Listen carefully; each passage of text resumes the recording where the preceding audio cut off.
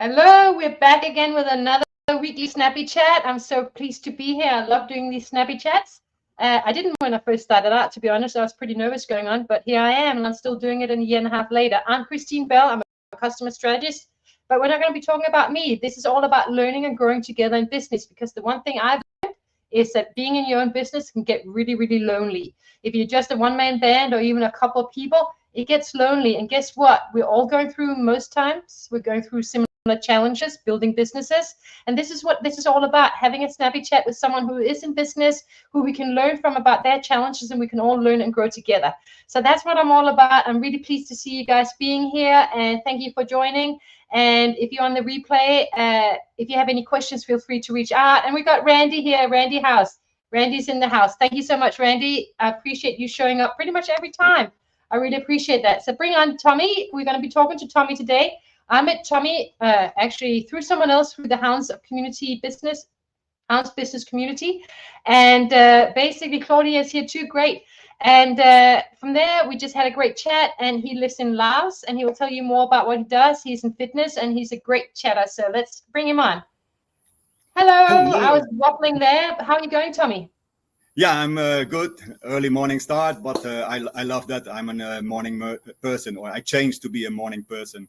So I'm a lifestyle fitness coach. Of course, my background is fitness. 48 years ago, I started in my bedroom when my parents, they spoil me and give me a dumbbell barbell set, even with supplementations. And at that time, supplementation was awful. It was like bad medicine to swallow it down, that would sticking in your throat, and you must have a lot of water to get it down. Anyway, that is where I started. And then by 18, I get in the gym, and I never stop. So even on days that I didn't want to, when the motivation was not high, then consistency kicked in. My why was big enough what I want to reach. And that is how I get into fitness, but always as a hobby. That, but it sounds to me that it wasn't just your why. It sounds to me you actually had joy in it too. You just really enjoyed it. Is that true? Yes. The feeling and stuff like that, the environment, and that is also what I teach my clients in lifestyle fitness coaching. Exercise doesn't mean gym, right? You must just have some physical activity, and if it is just walking or cycling or swimming, it's all fine. The base start by nutrition, and unfortunately for our American listeners, the nutrition in America is, well, not that good. There are things allowed that in the rest of the world are not allowed, but nutrition is the base. So yeah, then I work in a government-related job for 10 years, and at that time in my 20s, I was hardcore bodybuilding. I just want to be big as possible. Did I reach it? Well, I started as a 70-kilo guy, and I ended up with 97 kilo, 8% fat. So I think that a pretty good job as a small guy that started with 2 white toast with some sweet in the morning and coffee. That was my breakfast, and I changed that to about 12 multigrain bread with coffee and yogurt and 8 eggs and stuff like that. So you change step by step. On the side, it's a step-by-step process, and sometimes there's a few things we just talked about, which we have to do sometimes when addictions are, sometimes we have to cut them, and there's no sort of doing a little bit of it, I guess. But I'm like you. I mean, I grew up in Denmark in the 70s, and I guess nutrition wasn't necessarily the first thing that was literally in my family was top of mind. Having said that, we never went out to eat because there was hardly any restaurants then. And so, it was very much home cooked food from, with your vegetables and your meats and whatever, quite simple. But, I also had chocolate bread, what I called in the morning. I still eat that if I can, yeah. Toast with white toast with butter and some chocolate that you get in Denmark that goes really well on toast. I even got my husband to it. Yeah. So and then about nutrition, I don't know, for the older people, Martina Navratilova, world-class tennis player in the 70s, 80s, I think, Wimbledon winner. And then her dietist, I get a book of it, and how you could change the health condition from your blood. So I go to my family doctor because I want to have a blood test, and he say, okay, that is not in your insurance, but tell me more. And he say, okay, I will make it that it is covered, but after your learning, he was also a little bit in non-Western medicine interested. So he say, after the 2 months, then I want to borrow the book. So I learned there so much. And so for me, that is a lifelong learning experience because things change. So I was also, beside my bodybuilding, my social life, and a full-time job, always some entrepreneurial. So I did multi-level marketing and some other things to make some money on the side. And then in my 30s, I was getting an IT consulting business. And then you get challenges because I'm not an ITer. I had a hobby to be busy with that, but not there. So with my partner, then it was from government contracts, and so I was from, we need staff. He said, no, we don't need nothing. We need a contract, and when we have the contract signed, then we find the people that can do the job. So that there I was learning already how you change your perspective about a problem. I say a problem is not a problem. It is a challenge that you need to solve. Exactly. Right? And they actually teach that. I teach innovation at the business school, and it's exactly that. And it's based on the whole canvas as well. And we have to go deep with the problem, discover the pain points. It's not that it's impossible. We just have to work out new ways and ideate in terms of new ways of solving things. So there's always an opportunity to move forward. So I love your history and sharing your story with us. So tell us a little bit. I know you live in, I have to pronounce it correctly, Laos, in between Vietnam and Thailand. Is that where it is, sort of roughly? That's correct. So actually, the official name is Lao PDR, and PDR stands for Please Don't Rush, right? And I like that. Slow down. Most people are so fast. They always live in the future that they have a problem to solve problems because they don't see it. So I say, be more present, be more aware about what is going on the moment, and then your inner voice, your intuition will come to you. So that's a big thing in business, actually slowing down, because we're like, I gotta get famous now, I gotta get my brand building, I gotta get money, and I gotta be successful now. And we're always in the what that future could look like, rather than going what's happening right now, today, in this moment, in business and life. Slow down. So to come to the business, how I started in Laos, I came by a very stupid thing. Ended up in Thailand after a holiday. We booked a holiday. We didn't even know that we did book for the Thai island. And 2 weeks later, I was in Thailand.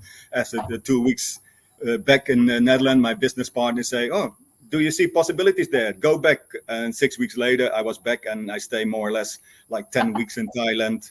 Wow. And from there, so that was also a vision that I had as a teenager, that by 40, I would live on the tropical island.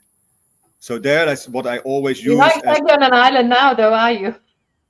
No, not now, but I did live 2.5 years on Koh Samui, on the beach. Wow. And that was a vision that I had over the years, started as a 16-year-old. And so that is how I always say in my coaching, from your thoughts create your reality. If you think you cannot do it, you cannot do it. If you think you can, you can. Maybe not right way tomorrow, but That's such a good point. And when I was a child, I had a little one of those globes with a light in it, like a little light bulb in it, those little globes, and it would light up like a little lamp. And I would spend hours in my room looking at all the places that I was going to live. And I picked up America. I was going to live in America. I was going to live in Africa, and I was going to live in Australia. Guess what? I've lived in America. I've lived in South Africa. I live in Australia. And in between that, I went to London. That was never on the list, but I did spend 6 years there too. So you're absolutely right. From a young age, in my mind, I was going to travel. Yeah. So things like that. So I'm also a big fan of Bruce Lipton with the science of epigenetic.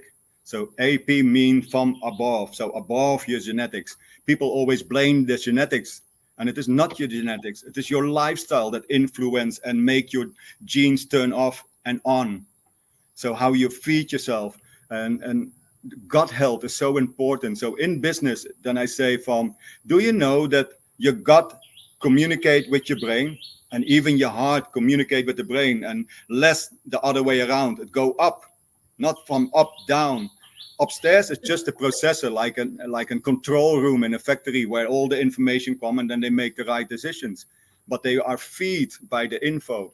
So if your gut health is better, your intellect get better. So you think better. solve problems better. So that's why I help a lot of.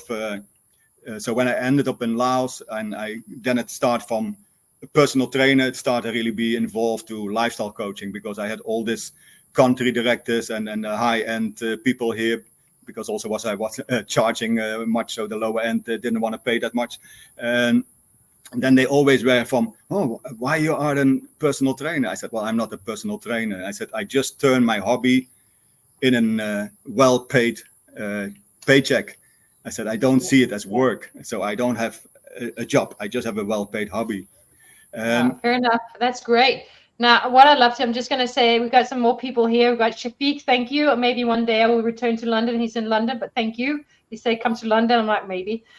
It's a great place, though. Yolanda as well, thank you for being here. So thank you guys for being here. Now, I just want to touch, what is one of the big challenges you faced in building your business, I guess, in the last, coming from Holland to Thailand to Laos?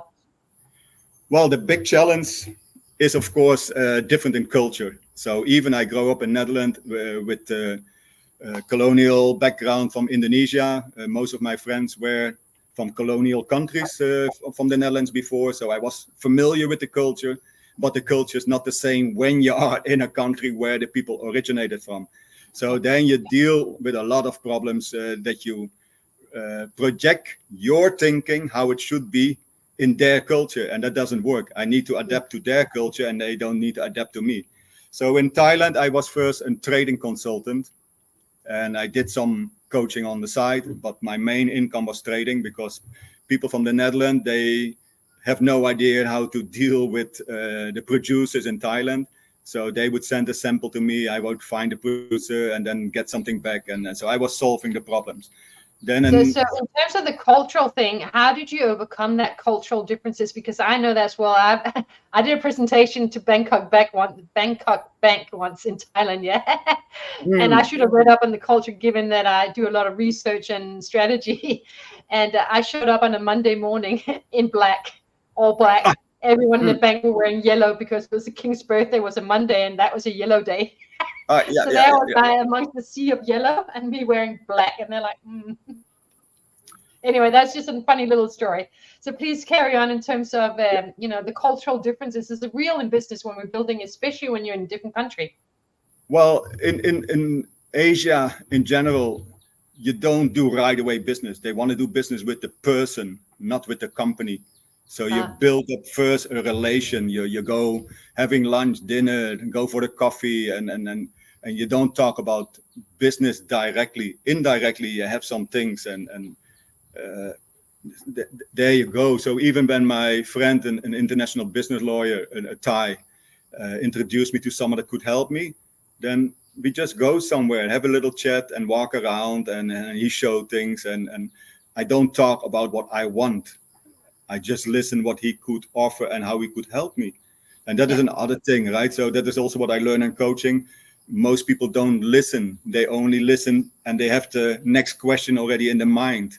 And so if you learn how to listen and again, slow down your mind, don't go already with the rest of the conversation.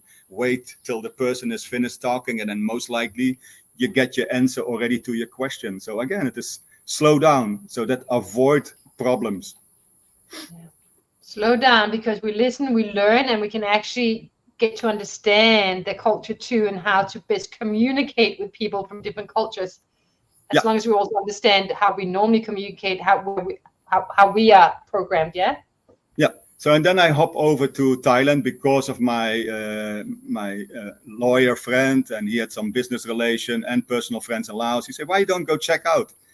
I didn't know much about Laos, even less that I did know by now about Thailand. But anyway, I go again. So I hop again in something new, and all the challenges that you have coming in a new city, and you don't know shit about the city and the culture, and you learn on the way. I don't let problems get in the way. I remember when a good friend of mine came to Laos, and then he said to my wife, "From Tommy, even if he's standing until here in a sewing tank and the shit is almost running into his mouth, he's still low. Look over there, we can go there. There's fun." He said, "Let's first get out of the shit. The shit is not the problem. You must have a goal where you want to go, and then you get out of it, right?" So for me, if they say manifestation and stuff like that, yeah, it's all fun. Okay, you must have a rock steady belief that what you want, that it is possible and that you can do it. But sitting on the sofa and stepping on your front of your TV will not make you come there. Even your manifestation shit is top notch, but you need to do something, right? If you want to change and you want to see Taking change. action is important. We got to act on what we want, yeah? Yes, correct. So yeah, here then also I came, and then my coaching business started to turn around. I mean, not 100%, 1000%. People were lining up and please, do you have time? And I did move to Asia to slow down. And now I was working 8 clients per day, Yeah. 7 days per week in a certain moment. And I say, no, But guys. kind of your choice, I'd say. Is that was your choice because it was your business? Well, like I say, Well, and you catch on the conversation already, helping people with healthy lifestyle is my passion, right? Here we go. So when we have a passion and we love what we do, sometimes we will overextend ourselves in business to the point where we actually forget to give to ourselves. Is that fair?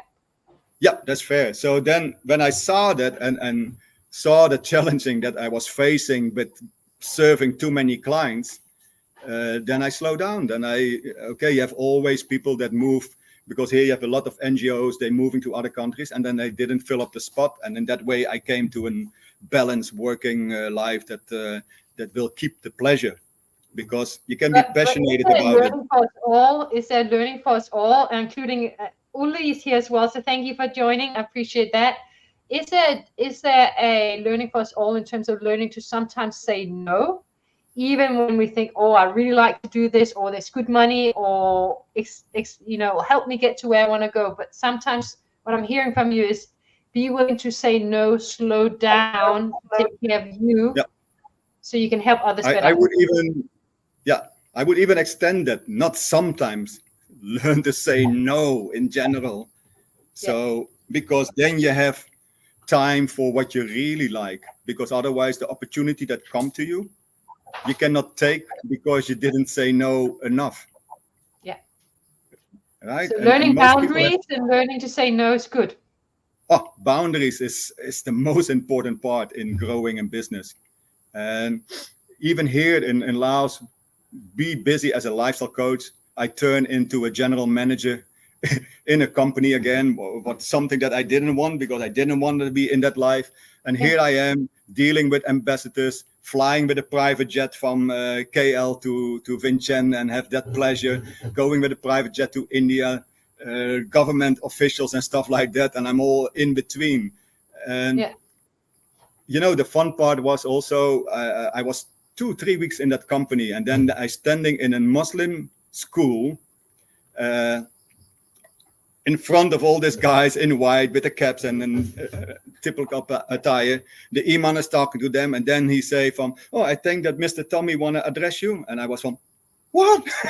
So I stand up, and in the way I stand up very slowly to give myself some time for what I want to talk about. And I start talking with the perspective that we in the West see Muslims, schools like this as the breeding ground for terrorists. My co-worker was pelling my pants and look at me do you know to who you're talking, right? You start talking about terrorists and the negative about Muslim culture or Muslim schools, that they only learn one thing. But I turned the story around, and after 15 minutes talking, I was getting a standing ovation. And then we walk out of the crowd, everybody want to shake my hand and stuff like that. So they love it. So what can we learn from that? If we're talking to people listening here today, what can we learn from that in business? About sometimes putting things out that might be controversial. What did we learn from that? Don't be afraid to be sometimes controversial, but make sure that you can turn it around to a positive learning point. Don't only put negative things to someone. And it is same for yourself. In business, don't look only about negative things, because if you only look about negativity, you will attract negativity.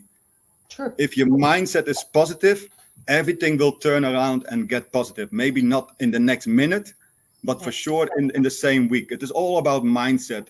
In business, in fitness, in anything what you try to do. Mindset is everything. Change your mind and your life will change. Yeah. And it's just getting to understand and do some exploration internally, which we need to slow down for, versus being busy. If we're just busy in the world, we won't have time to really get to understand our limiting beliefs, the stuff we think and feel, our cultural inputs. We won't have time to process that and understand it to the point where we go, actually, this isn't serving me, versus this would help me more in terms of who I am and how I show up.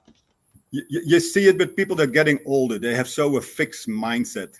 And I try to proceed a growth mindset.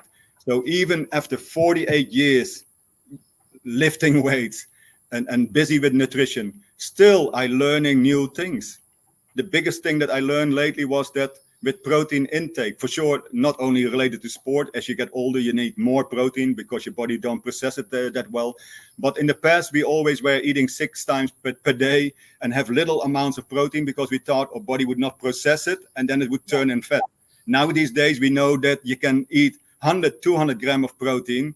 And as long as you don't exceed your total calorie intake, your body will take when it is needed. It will not turn protein into fat when the body needs it. So that are things. So it is always a learning process. So as long as you are open to always learn new things, that will help you tremendous in your business.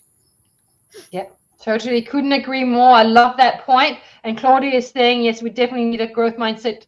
So 100% we're all in agreement here. And it's a bit of a process. It doesn't just come like this. You actually have to be very conscious about it and wanting it. Yeah, the why has to be there, and you have to act on it. Yeah, which is another point you made earlier. Yeah, if you look like that, right now these days they try to say that we are an stimulation and stuff like that. Well, maybe there is something. If you look in our DNA, you can put it to numbers and a code.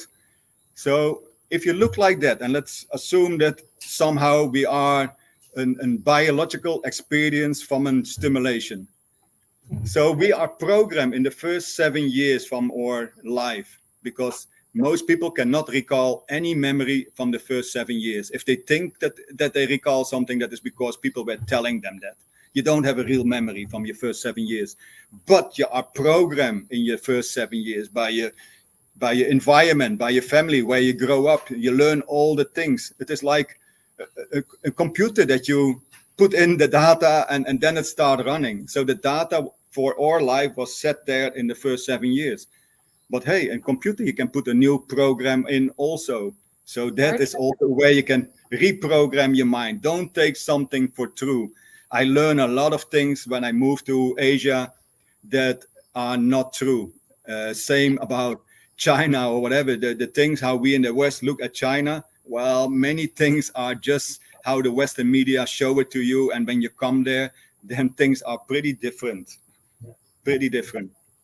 Yeah, and that's wise words in terms of don't trust everything you see, and don't believe everything. And 2, get back in touch with yourself, and really get to understand yourself and your perspective, because it influences exactly how you see others.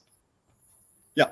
So in my coaching, then when I talk about nutrition and stuff like that, and I take things away, because for sure people relate to eggs. They always think that eggs give you cholesterol, because eggs are high in cholesterol. Cholesterol is not the enemy. And if cholesterol would go up, I'm an old bodybuilder. I was eating 15 eggs per day and 300, 500 grams of meat and stuff like that. And my cholesterol, my blood was in excellent condition. So, you know what cholesterol put up? Too much carbohydrates. We are so stuff in the 70s that changed because it was more easy to produce and cheaper. So if you see things in TV about health and stuff like that, think about who is making money. And I saw last time a nice comparison from hotel business. You need the beds full, right? If a hotel have no guests, it doesn't make money. Think about that in the same way to hospitals. Yeah. So very true. Very true. Yeah. So the best interest for improving your health is not listening to what the government tell you and doctors, because I learned that over the years with some doctors. For 15 years I talked with a medical doctor, and he's now my client. And he have a very different interest. Lucky he is very open, and then, but he mostly say, hey, I'm a scientist. Show me the links where you get it, and then I go and I show, and he check it, and he say, yeah, I didn't look at it in that way. That is not how we did learn it. No, And he exactly. So we've all been taught a lot of things, yeah. But if we keep an open mind, I just want to say, Ollie just realized he was on live. Yes, you're here live, so thank you for being here. Now we're going to finish up now. So final thing, how can people find you? How can they reach out to you? You got anything coming up you want to share? Feel free to share, and then we'll finish up now. Well, I see my link going down on LinkedIn. I think that is the most easy way. Connect with me and send me a message, or click on the link if you just want to have a talk.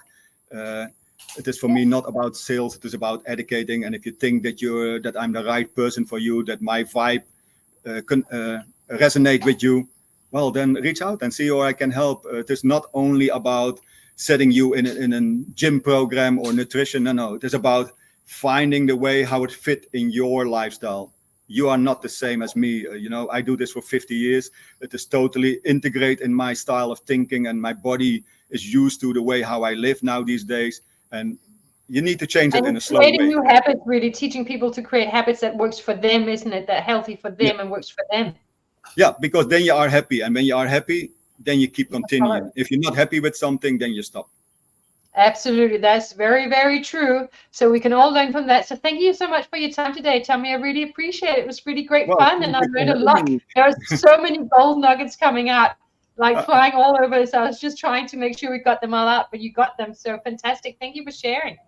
Yeah, well, it was a pleasure to be here. I enjoy it, and I am happy that you slow me down sometimes, because in my passion, I just go like...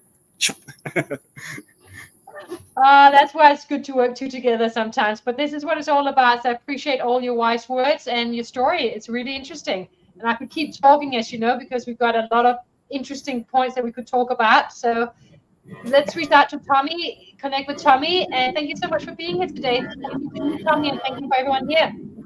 Okay. Thank you. We're going to end up here now. Okay.